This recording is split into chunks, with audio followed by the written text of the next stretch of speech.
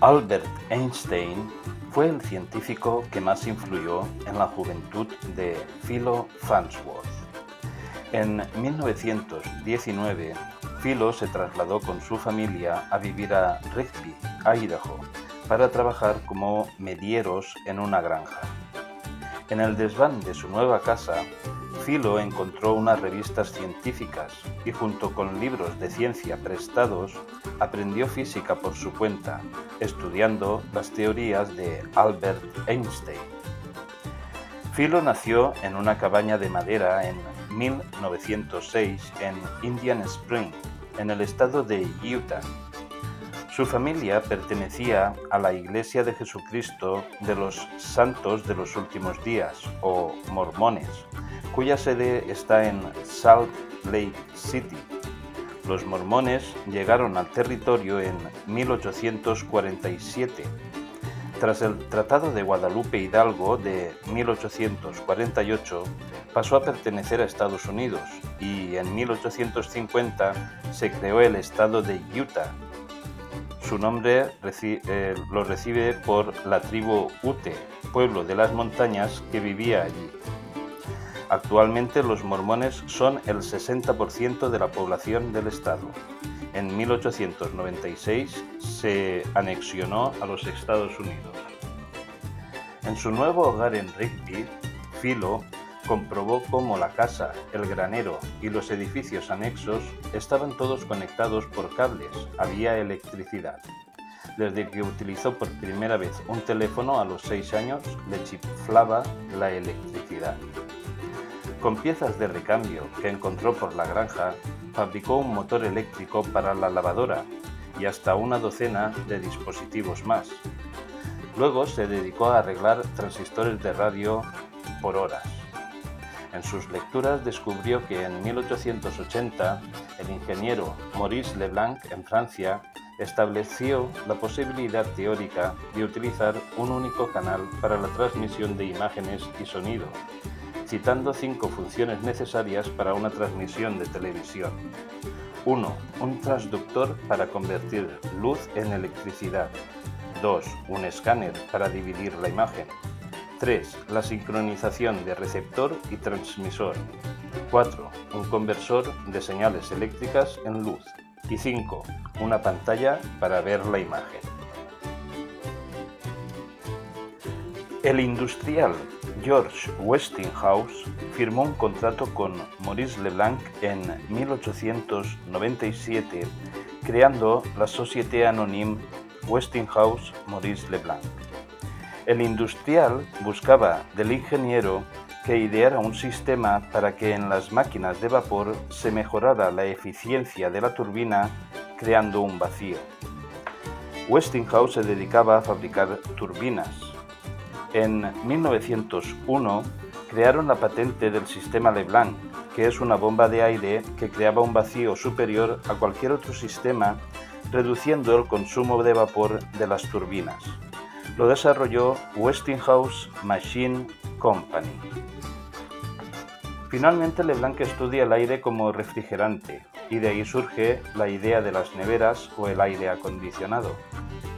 En 1904, la empresa White Westinghouse adquirió la comercialización en Francia de la nueva máquina de refrescos. Leblanc creó el primer enfriador y eyector de vapor en 1910. La máquina de refrigeración y eyector de Leblanc la adoptaron la Armada francesa y rusa para enfriar los almacenes de pólvora y municiones en grandes buques de guerra. En su estudio de la televisión, Leblanc había apuntado hacia el selenio como fotoconductor y en 1884 Paul Nipkow patentó un sistema basado en un disco rotatorio con una apertura de forma espiral. El dispositivo podía explorar imágenes tanto en el emisor como en el receptor, pero en cuanto a la transmisión, el selenio respondía con demasiada lentitud a los cambios de luz. En cuanto a la recepción, en 1897, Carl Ferdinand Braun Inventó un receptor basado en un tubo de rayos catódicos y una pantalla fluorescente que luego se iría perfeccionando.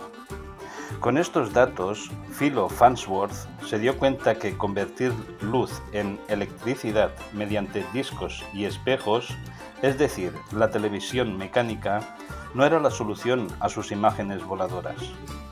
Era 1920, tenía 14 años, tiraba de la cosechadora de patatas o rastra conduciendo al caballo y pensando en imágenes voladoras y en electrones, la nueva partícula que había descubierto en los libros, y entonces supo que la solución era la electrónica.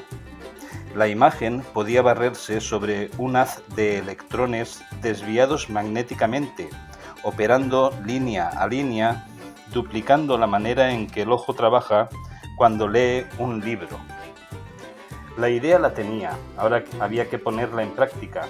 Recibió la ayuda de su profesor del instituto, Justin Tolman, pero Philo tuvo que trasladarse de nuevo con su familia cerca de Provo, Utah, compartiendo casa con la familia Gardner. Allí ingresó en la Universidad de Brigham Young, donde investigó sobre los tubos de vacío y los tubos de rayos catódicos. Pero a finales de 1923 murió su padre y tuvo que dejar la universidad. Por esas fechas, John Logie Baird había comenzado sus investigaciones en televisión.